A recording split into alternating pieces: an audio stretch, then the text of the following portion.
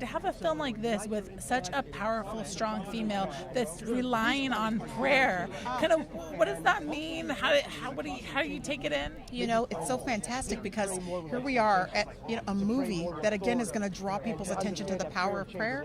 And I think what it's going to do is remind people that God doesn't just care about the small things, but the big impossible stuff.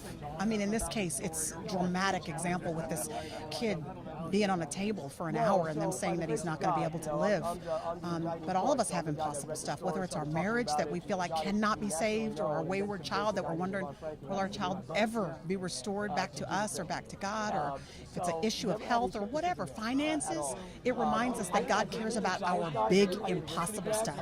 And that impossible is really where he starts. So we don't need to be afraid to go ahead and just pray the impossible. I love that this film shows the power of words, the spoken word, a prayer, the importance of only speaking positivity within a room, how that affects change. That's exactly right. The Bible says that life and death are literally in the power of our tongues. And so what we speak actually has some bearing on what the temperature of what's happening around us, the attitudes of other people.